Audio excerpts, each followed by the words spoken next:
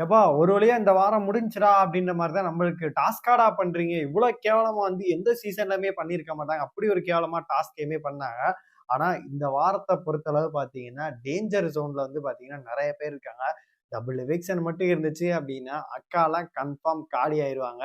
எல்லாத்தையுமே நம்ம ஃபுல்லாவே பார்த்தரலாம். ஹாய் மக்களே! நான் உங்க ஷியாம். நெறைய பேர் வீடியோ பார்க்குறீங்க. லைக் பண்ணாம பார்க்குறீங்க. லைக் பண்ணிட்டு பார்த்தீங்கன்னா ரொம்பவே சந்தோஷமா இருக்கும். இந்த வீடியோ நெறைய பேர் ஷேர் ஆகும். வீடியோக்குள்ள போயிரலாம். அதாவது வந்து ஃபர்ஸ்ட் இடத்துல சாண்ட்ரா தான் வந்து ஓட்டிங்ல இருந்தாங்க. இப்ப பார்க்கும்போது பார்த்தீங்கன்னா, திவ்யாக்கு தாறுமாறான ஓட்டுகள் விழுவுது. அப்புறமேட்டு பார்வதிக்கெல்லாம் யாரு தான் போடுறான்னு சொல்லிட்டு தெரியவே இல்ல. நம்ம வந்து கண்டுபிடிக்கணும் போல இருக்கு. பார்வதிக்கெல்லாம் யாரு போடுறாங்க அப்படின்னு சொல்லிட்டு. பார்வதிக்குமே பார்த்தீங்கன்னா, ஓரளவுக்கு ஓட்டுக்களுமே விழுந்துட்டு இருக்கு. அதுக்கப்புறம் விக்ரம்க்கும் தாறுமாறாக ஓட்டுகள் விழுது. கடைசி இடத்துல யார் இருக்கா அப்படின்னு கேட்டீங்கன்னா, ஒரு 4 பேர் வந்து அப்படியே ஃபுட்பால்ல தொங்கிட்டு இருக்க மாரி தொங்கிட்டு இருக்காங்க.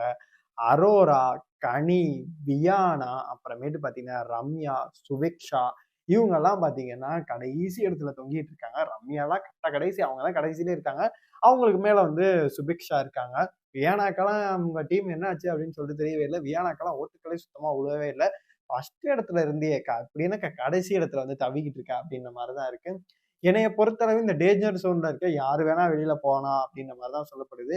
ஏதாச்சும் கன்டென்ட் வேணும் அப்படின்னா மட்டும் பார்த்தீங்கன்னா, ரம்யாவ காப்பாத்துறதுக்கான வாய்ப்பு இருக்கு.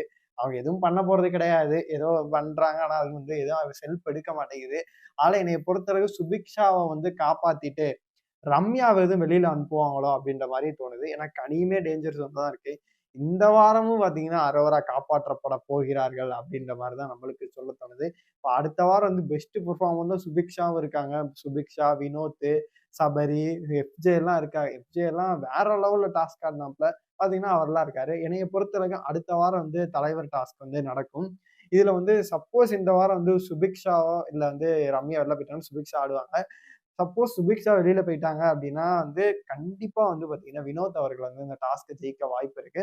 சொல்ல முடியாது. எஃப்ஜே கூட ஜெயிச்சு அடுத்த வாரமும் காப்பாற்றப்படுறதுக்கான வாய்ப்பு வந்து ரொம்பவே அதிகமா இருக்கு.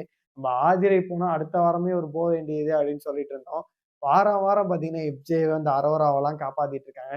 இந்த வாரம் கண்டிப்பா ரம்யா வெளியில போக வாய்ப்பு இருக்கு. உங்கள பொறுத்த வரைக்கும் யார் வெளியில போனா நல்லா இருக்கும்? உங்களோட கருத்துக்கள் எல்லாத்தையுமே கமெண்ட் பாக்ஸ்ல சொல்லுங்க.